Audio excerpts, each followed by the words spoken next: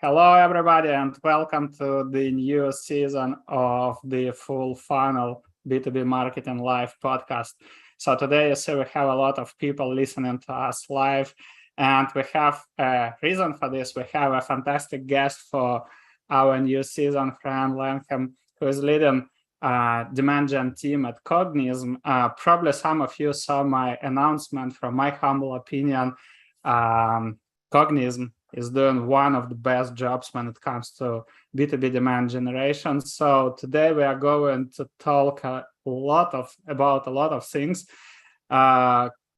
including the shift from lead gen to demand gen. Lots of you asked about the metrics, the demand gen planning, the channels, the content, etc. So we're going to cover everything.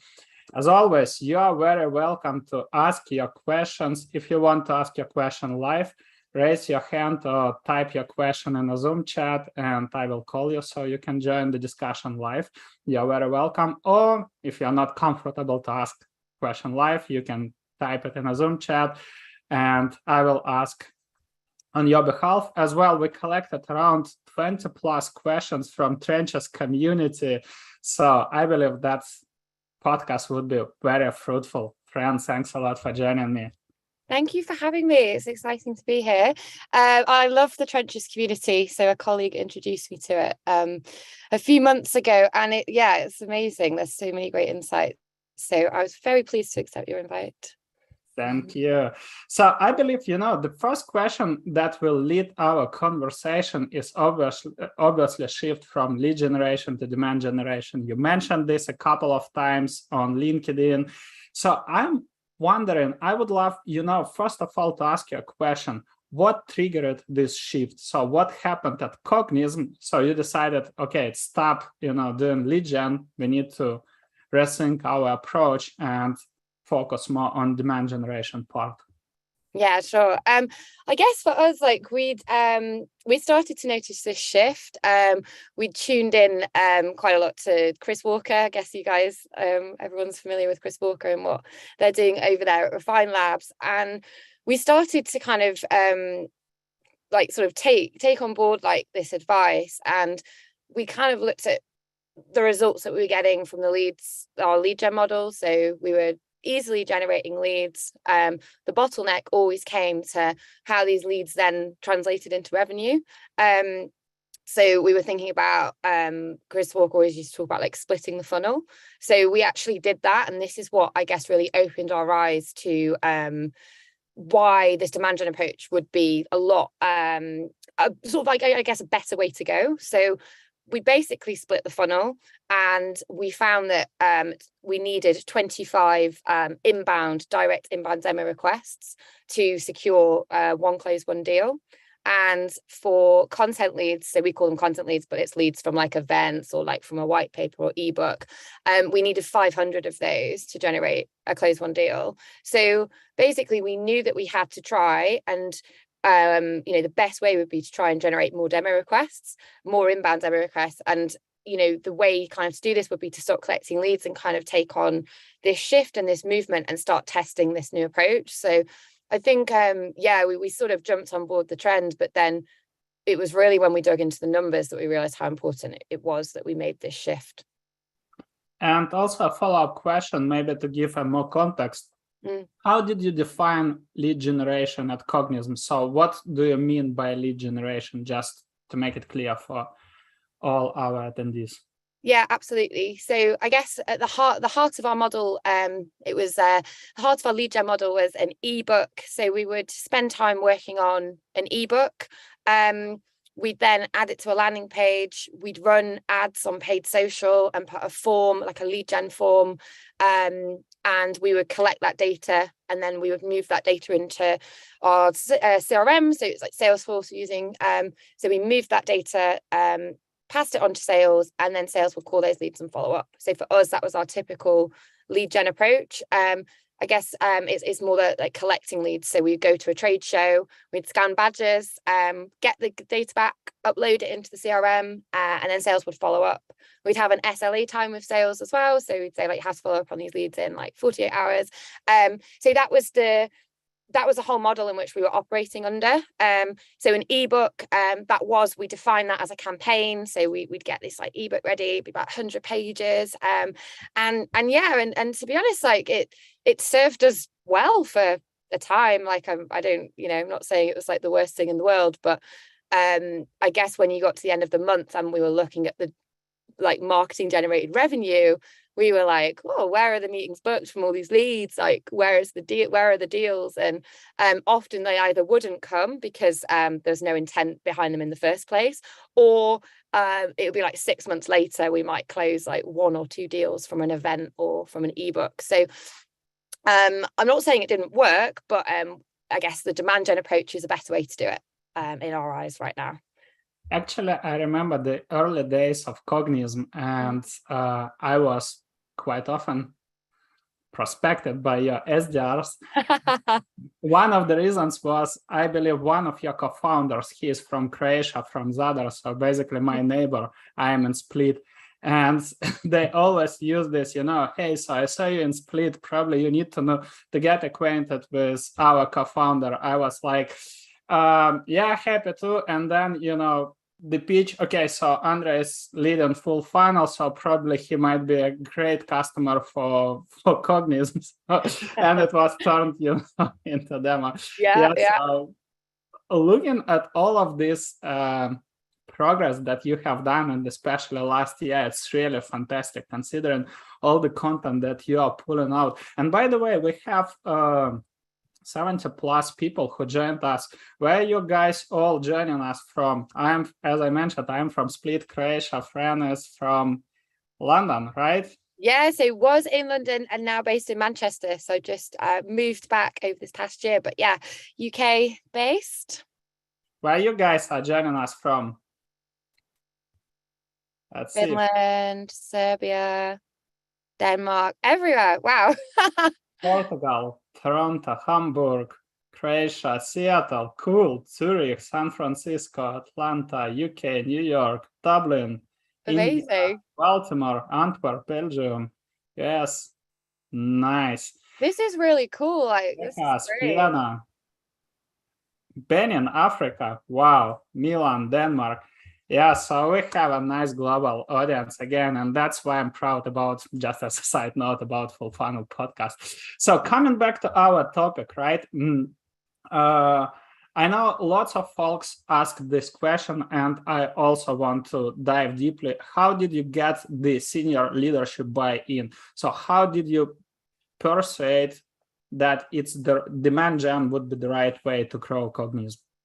Yeah, so we were very much guided by Alice, our CMO. So she did an amazing job of, I guess, paving the way for this shift to demand gen. So again, I mentioned it earlier, but the main thing was splitting out the funnel. So when we were having our revenue operations meetings at the end of each month, we obviously would report on the revenue, but we started to report in this split funnel view. So we'd say, this is X amount of revenue, this is what's come from the inbound demo requests, and this is how quickly we've managed to close.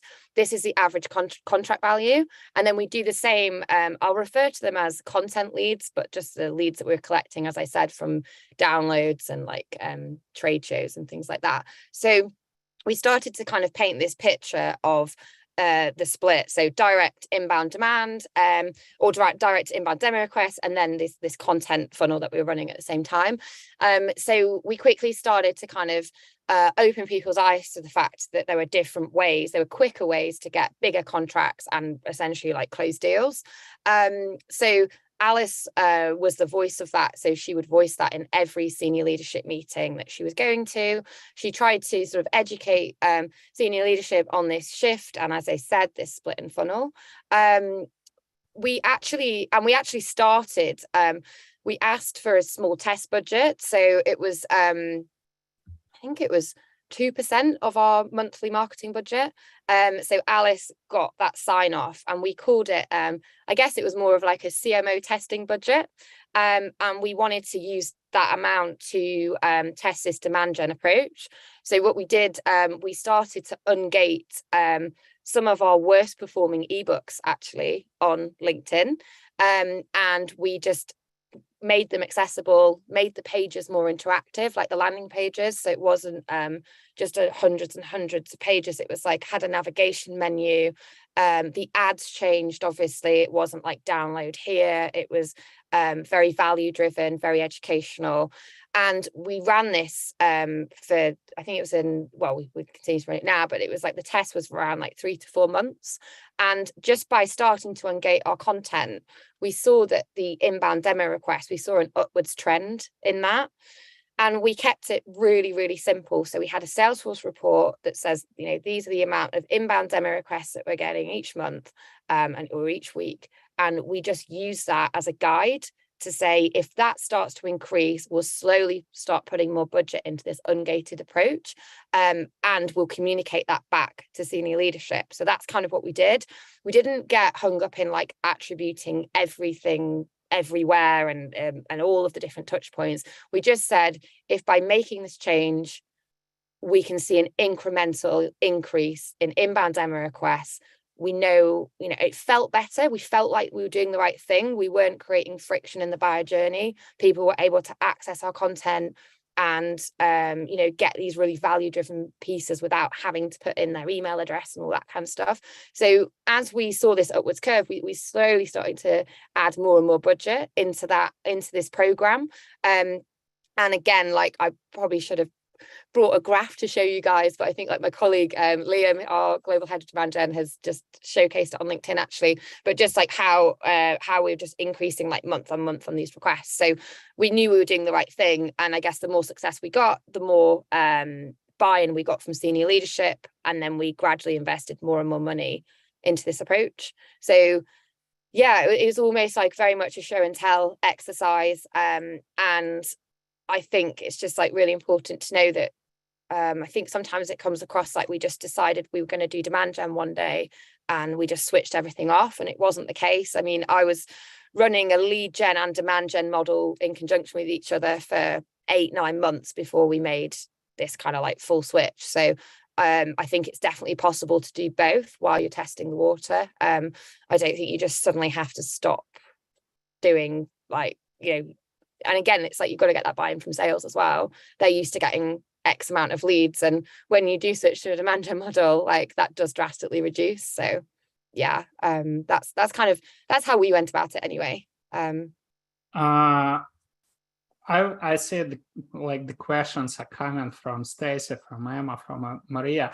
I would love, before we'll jump to that questions, I would love to ask one more question. So what were the main bottlenecks or pain points during that shift? So what were the main struggles your team faced?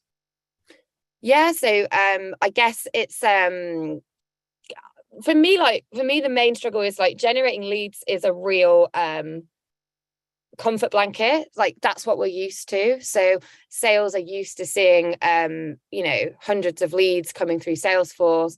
I was used to delivering like that amount of leads. So I guess it was really like getting the buy-in from sales initially, educating them on this switch, and that's like really important to do, and like have that really open communication with them while you were doing it. And also it is just that patience, because when you initially switch to this demand gen approach, like you don't suddenly get loads of inbounds like overnight. Like it does take time. So I think it's like being patient with that, and just making sure that you're really communicating internally that you're making the switch. There will be a decrease in like leads, but we're focusing on the quality, not on the quantity. So I think that initially, I would say was a little bit difficult, but if you can educate your teams internally early on, then it does pay off when you start like making that shift. Makes sense. Stacey, please join us. Just unmute yourself and. Hi, can you hear me? Yeah. Hey, yeah. How are you? Good. How are you?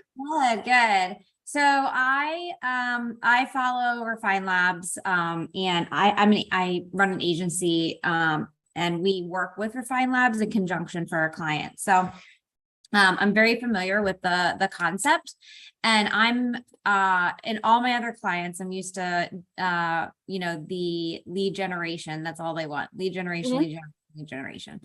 So what has been a struggle for me, just as an agency owner and working with one client following Refine Labs, demand gen approach, is the reporting and attribution. And we look at these reports on a weekly basis, and I'm like, okay, but where's it going?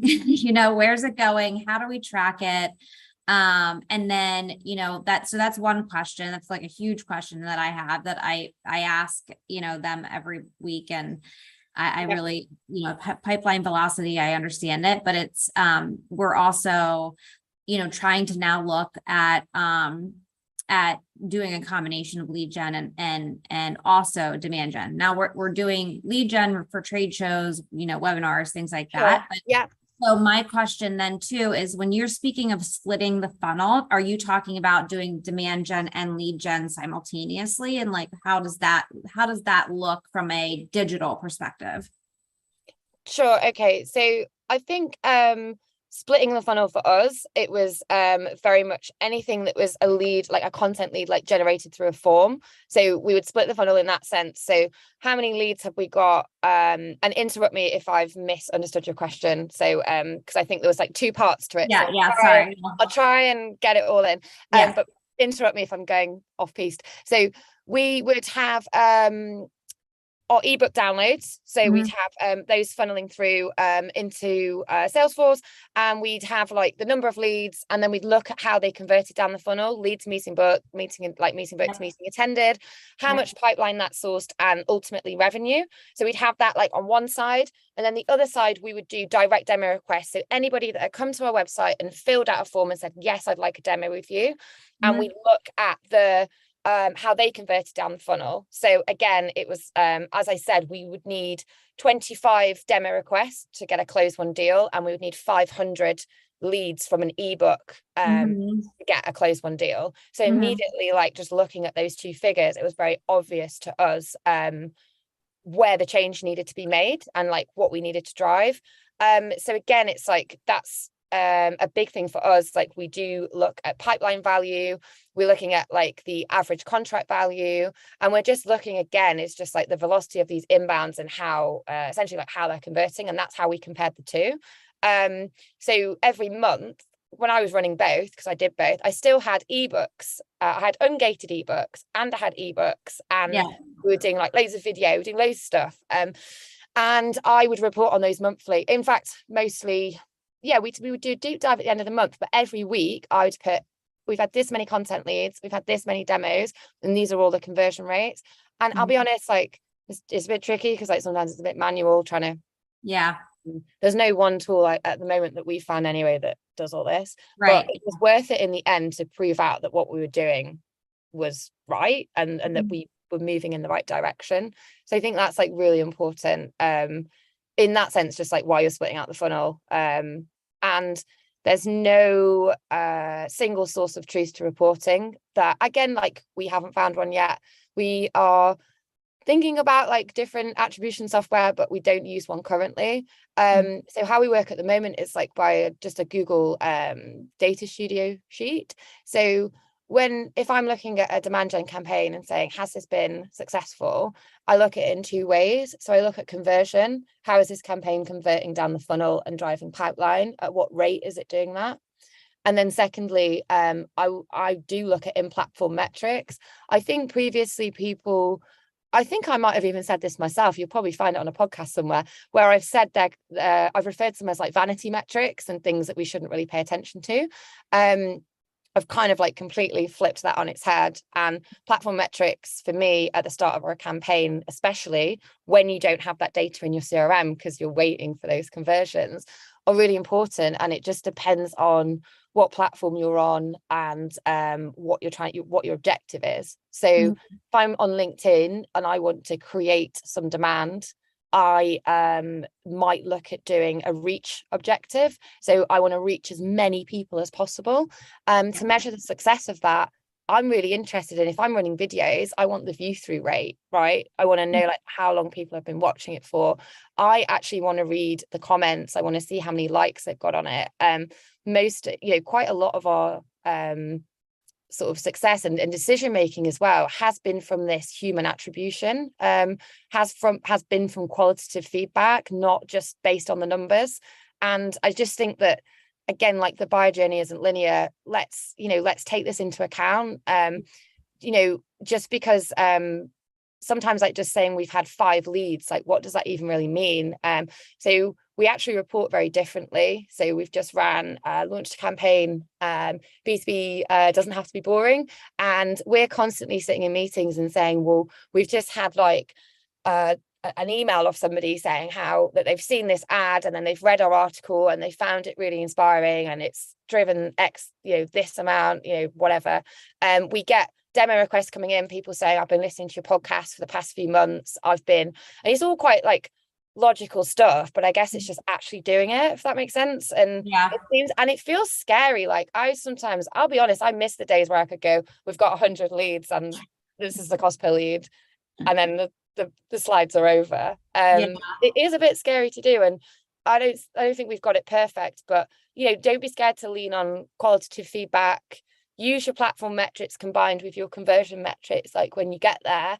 And I don't want to sound a bit wishy-washy, but it is a bit of a gut feeling as well. Like sometimes, like, when something's working, like it feels good that we're getting these comments. We know people are engaging with us more. A big thing for us is like time on page, right? So our content is being consumed so differently. It's like scroll depth, it's time on page. On this campaign we've just launched, our average like time on page was around 2 minutes. For our new campaign, it's around 5 minutes. Like that's huge. I'd much rather that and know that people are getting value from what we're doing than 100 leads sat in a queue and our sales reps trying to gauge like some kind of intent. So I hope that answers your question. No, it does, and I appreciate it.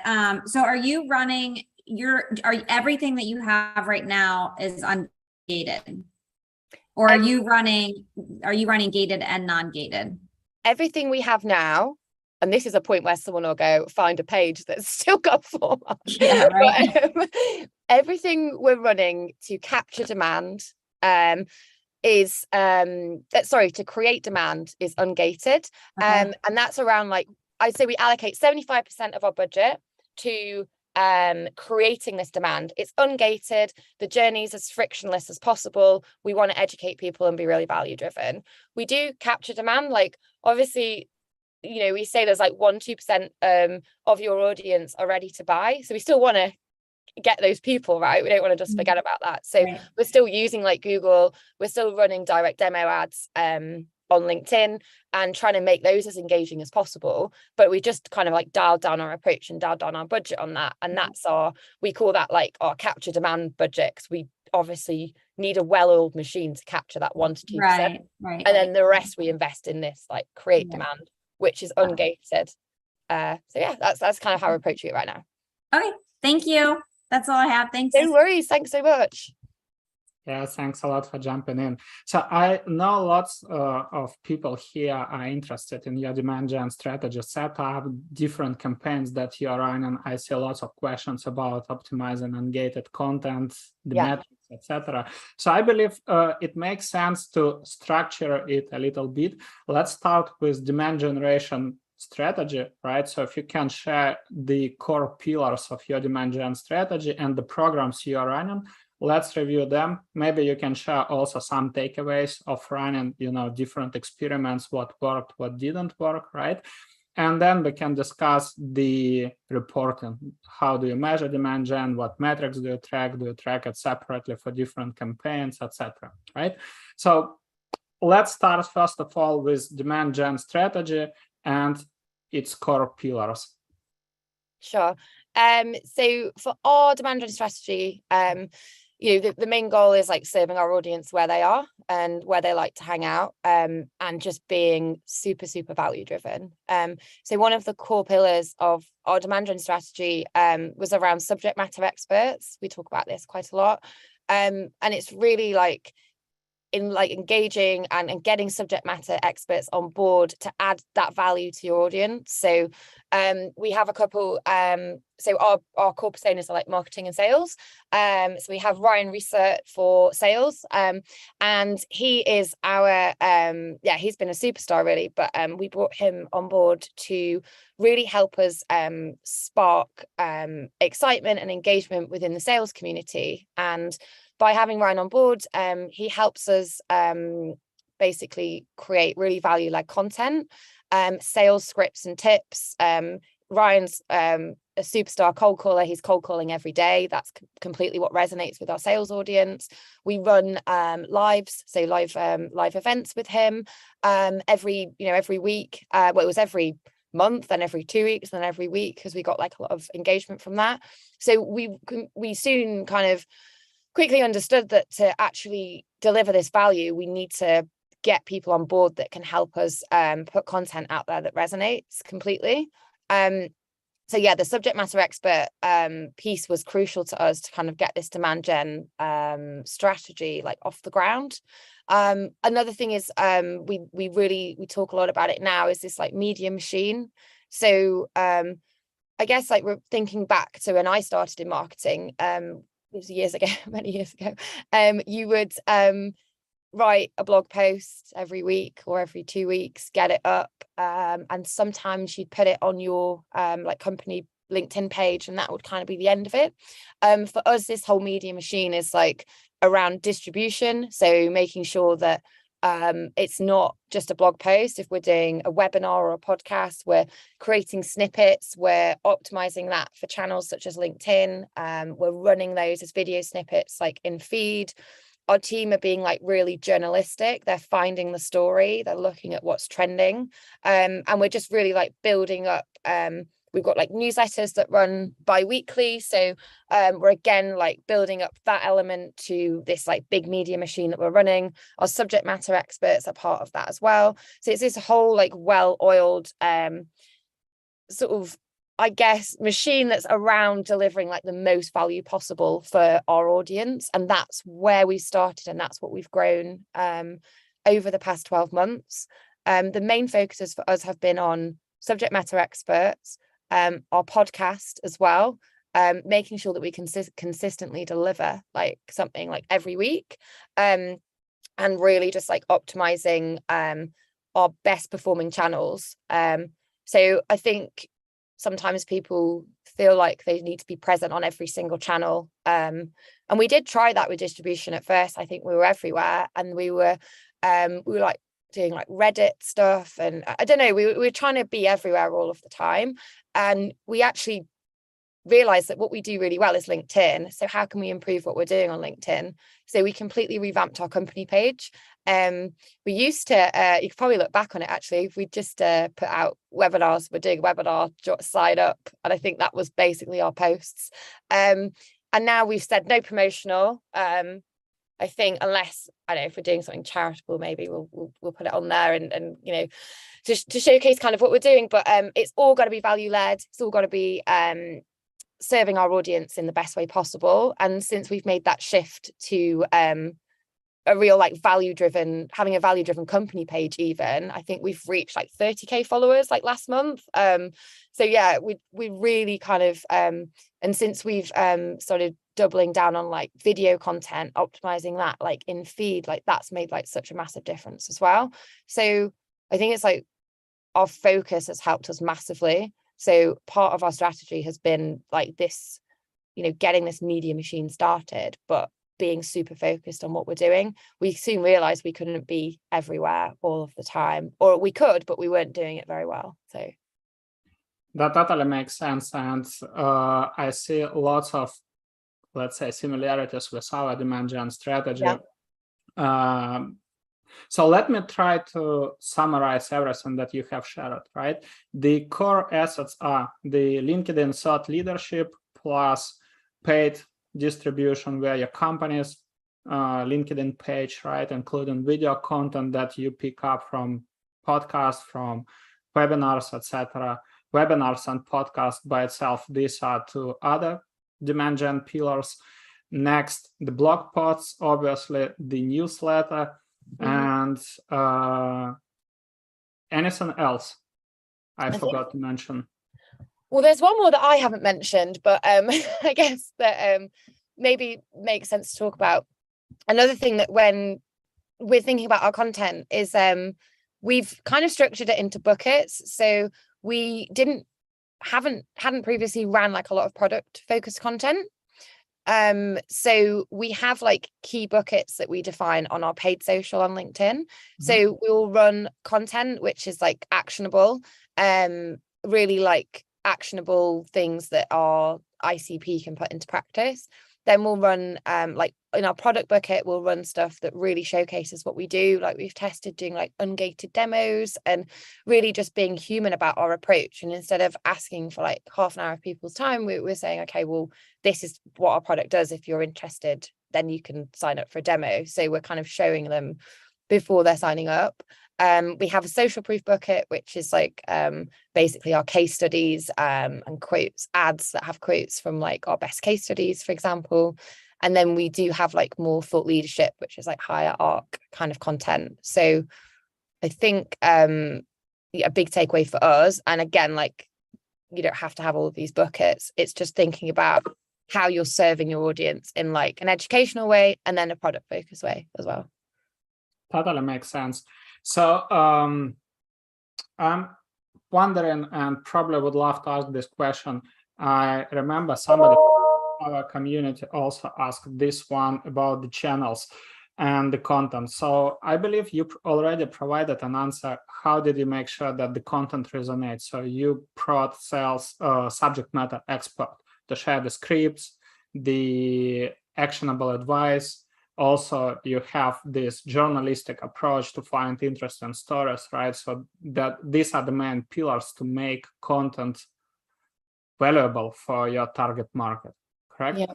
And about the channels, I totally agree. There are so many, and if you search right now on Google, what are the best channels for B2B company to distribute your content, you'll find lots of case studies about Quora, Reddit, Twitter, Facebook, whatever. The point is that for every single company, the channels might vary, right?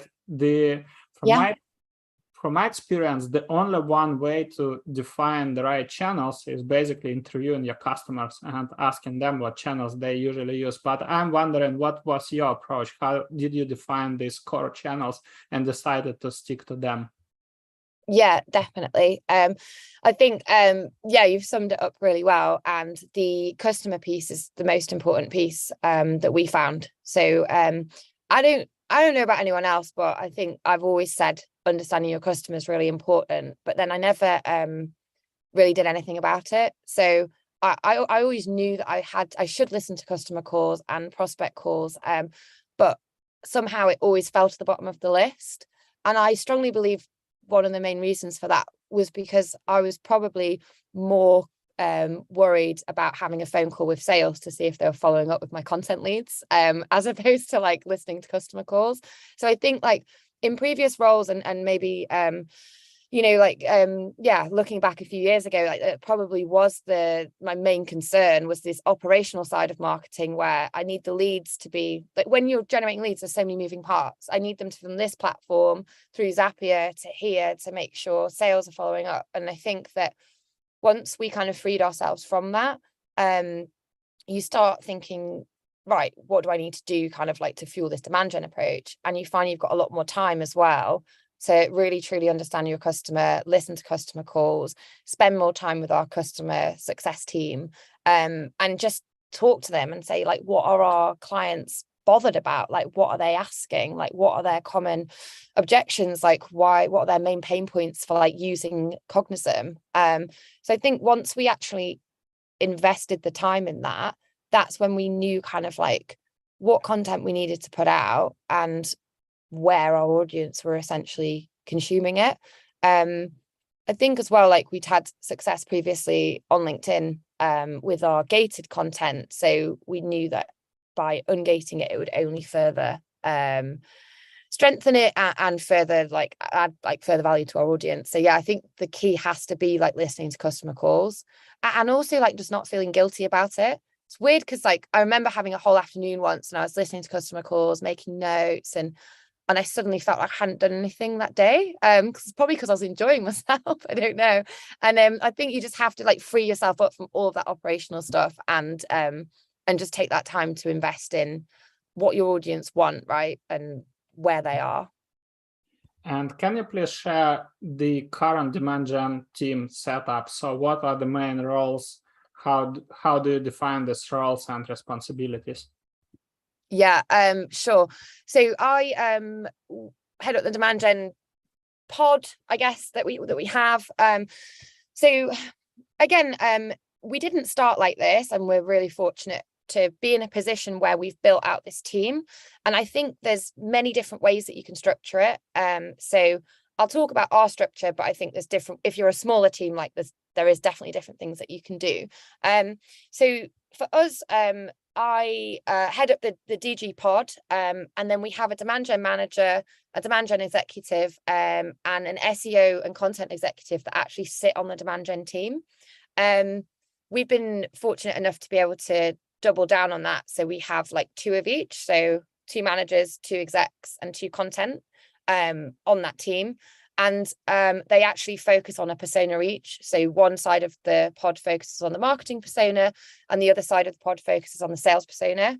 The reason being is we found that by having this true focus and truly understanding, again, as I said, our audience, we can only further increase the value. So obviously, we're in a very fortunate position that that's what we've been able to do. I'd say like the most sort of like the best advice I have is on the content, like aligning content with demand gen and making sure that those campaigns content are involved in those campaigns and strategies and ideas like right from the beginning. Because in previous structures we'd had it where I would be working in demand gen, and then content would say, I'm going to write these titles, and these are the titles that I'm going to write for that quarter. And then they would work in silo, and we'd almost never speak about what we were doing. And now like the content role has changed a lot for us. Like, it's not just writing blog posts. Like, our content execs are briefing in video snippets. They're thinking of different ways to engage our audience, building interactive pages, cutting up bits of our podcast, thinking about guests that they want on the podcast to ensure that we're getting like the best content possible. So I think that's been like a massive shift. So that's how we sit as a pod, and then there is a wider content team as well that sit within the marketing team. And we have several interesting questions also. I know Emma asked a lot of questions. I would love to bring at least one of them. So during that shift from lead gen to demand gen, you got like your initial budget, right? What was the timeline for you to prove the efficiency of demand gen, if you had any of, let's say, deadlines to prove the program? I wouldn't say we weren't pressured into a deadline as such, but we did have to, I guess, it took us 3 months to prove out to see like the inbound demo requests like increasing basically. So I guess as we were given more and more budget, there's obviously more and more pressure to like double down on that and make sure we're like doubling the amount of requests or whatever the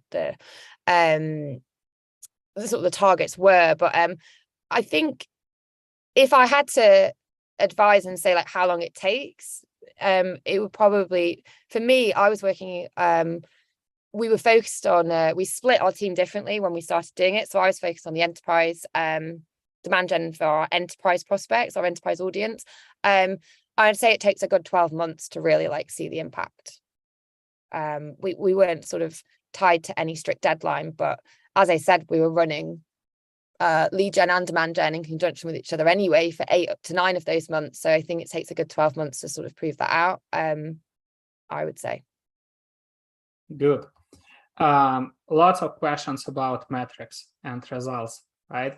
As you're leading the demand gen team, I'm curious, do you have a consolidated demand gen report, or it's just blended with revenue report? And do you have separate reports for every campaign to track the efficiency. So if you can share more insights, how do you measure the efficiency of demand gen at Cognism, would be fantastic. Yeah, absolutely. So we report, we have a marketing have their own revenue target. So we report on marketing generated meetings booked, meetings attended, pipeline, close one. So that's completely separate to sales, and we report on that. And then in terms of like the success of campaigns, we do report on our spotlight campaigns. So I mentioned our B2B marketing doesn't have to be boring. So we report on those every single week. And things we look for there are engagement and platform metrics, which indicate which show positive signs of engagement, and that the platform, the program or the campaign is doing well. We then report on we have a dashboard as well, which showcases the funnel, so how this certain campaigns impacting the funnel as well. But we fully own, I guess, if you like, our revenue target and the funnel. That's all ours to own, so we report on that weekly. Spotlight campaigns we report on, and we do have paid acquisition team as well, who report on the success of the channel. Right now, because we've decided to split our LinkedIn channel as an example, and we do the same for Facebook, in these buckets like thought leadership, content, product, we do report on those. So how is one bucket, how is each bucket performing? I'll be really honest, it's really hard to compare them against each other because it's different objectives. So for some of it's we want to capture demand, so we're going to be looking at metrics like click-through rate and cost per lead, and more of the metrics that I would focus on previously. But then for our thought leadership bucket, we're saying, well, we want to get reach, we want people to see our content more. So I'm looking at things like, as I said, video views, scroll depth, time on page, more qualitative feedback and comments. So it is really hard to do, in the sense that you can't just have one report and compare everything against each other, because it is so dependent on what the intent and the objective is behind the campaign, or as I said, the campaign bucket, which we're referring to them as in the first instance. But yeah, so I think I guess our North Star at the moment is pipeline. So we want to be able to generate more and more pipeline month on month. That's something that we look to as a whole team, and then we break it down, as I said, into more granular campaign buckets or singular campaigns that we're running. I hope that makes sense. Sorry, it's very hard to give it a simple answer. Absolutely. Look, so from my perspective, I think the biggest challenge when it comes to measuring the efficacy of your demand gen program comes from trying to attribute the program to revenue directly. But as you mentioned, so different campaigns have different goals. You can't just say that if I will post, I don't know, this month I posted 10 times on LinkedIn and I got one, direct message asking about our product or setting up demo with SDR. It doesn't mean that if next month you'll post 20 posts, right, you'll get 2 inbound requests. You can get 10, you can get 20, you can get 0. So nobody has influence on it, but you can influence the buying process. But the goal is completely different, right? Because with thought leadership, you basically accomplish several goals. You create awareness on your target market, right? So with organic reach, you can reach out to different audiences. Next one, it's nurturing the relationship with prospects, with existing clients, again, attracting their attention. I treat it as a non-sales touch. So you again show up in their newsfeed, your brand, your company, which reminds about your product, right? So all of these things. And I totally agree that you need to focus on the positive signals, like you mentioned. So the feedback, the comments, the private messages, we have the same. So we set up different metrics for different campaigns, but at the end of the day, you have the revenue report, which is all about the marketing source pipeline, right? This is what we care at the end of the day, how many accounts we brought to sales. and how many of them converted into revenue. So that's my point. If you run ABM, then you can also measure how many from demand gen were transferred or sourced to your ABM program for further nurturing and activation, right? And these are the core metrics. We have lots of questions from our community, and we have 15 minutes, so I would love to cover everything. One interesting question comes from Gaspar, and he asks, do you believe in demand generation strategy in non-digital savvy industry? So I believe like conservative markets where people don't hang out on LinkedIn, etc. Yeah. Oh, do I believe in that? I mean, yeah, find out where your audience do hang out, right? So I don't think maybe it is at trade shows and events, but maybe you just approach it differently, right? Maybe you think, maybe it's more like community led, and you think about like starting a community for, maybe it's like maybe the manufacturing space, for example. Like surely maybe it's a more traditional setup, but I'm sure there are ways to find out where your audiences are. I'm sure they go somewhere for like their knowledge. Maybe there are events that you can go to, but maybe we were thinking about the other day, like, do we still go to events? Like maybe we do go to trade shows, but instead of worrying about collecting the leads, we do a talk and film it and come back and share that digitally somehow. I think there's always definitely always ways around it. I think for demand gen, what we're saying is the buyer journey isn't linear. You can't put somebody in an artificial funnel. And I think that goes, and we take that a lot from like the B2C ideology. So I'd say pretty much in any industry, it's exactly the same. It's like people want to be sold to differently, or again, like people don't want to be sold to. They want to be educated. They want to learn about your company, like who you are, and then they will come to you when they're ready to buy. I think it seems logical, but I guess it's just something that no one's been doing. We kind of got caught up in the lead gen trap, I guess. Actually, we had lots of experience of working with these companies that prospect, let's say, HVAC industry, right? So yeah, ventilation, the target decision makers are senior engineers. They're not hanging out on LinkedIn at all. But it doesn't mean that you should follow, blindly the best practices, saying that I need to post on LinkedIn every single day, etc. So what's the point if your audience is not there? I remember one of the best ways to grow the pipeline for that company was partnering with HVAC Association and doing the market research together, doing a kind of private small events. You didn't have, like a huge conference with 500 attendees. No, it was just the event for 30 accounts, 30 engineers came with one thought leader, with one person from our client side, with several people from the association. Quite close event, but that was the best way to get acquainted, to nurture that audience. They're very practical. They are looking for practical solutions. They don't need to be nurtured, for a long time. So they want to say, okay, that's a fantastic solution. That makes total sense to me. I would love to learn more. So sometimes you just need to understand better the channels. And for me, the biggest surprise when we start talking about channels is that people always think about social media, Facebook, Quora, LinkedIn. The channels are the channels how you can reach out to your target buyers, right? And this again brings us to the importance of customer interviews that Fran also mentioned several times, right?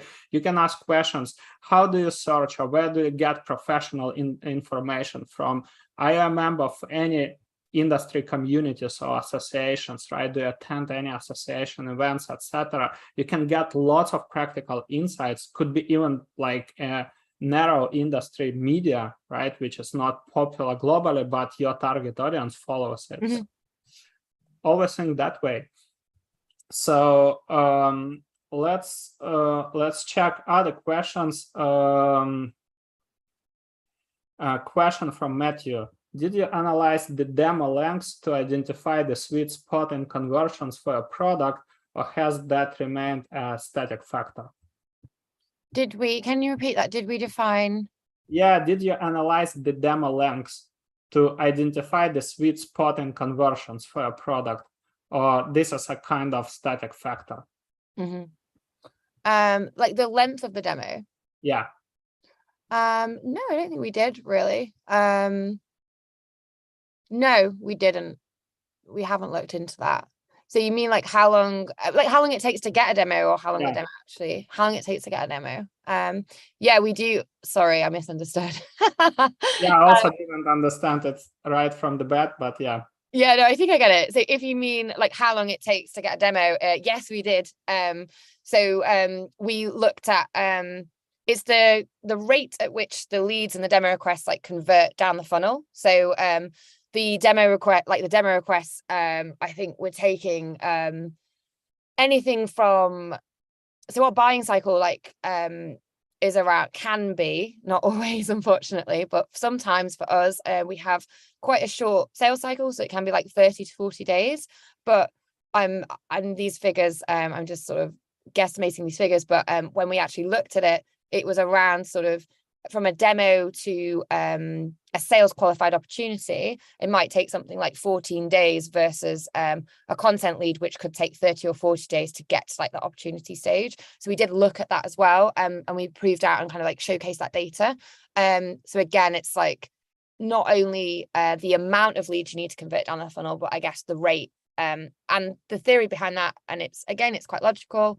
If someone is showing intent and they say, I want a demo of your product, that sales cycle is naturally going to be a lot quicker than someone who's read an ebook and you're encouraging them to want a demo, or you're pushing them in the direction of please have a demo with us. So yeah, but we did showcase that data, I guess, like strengthen the shift from the lead gen to demand gen.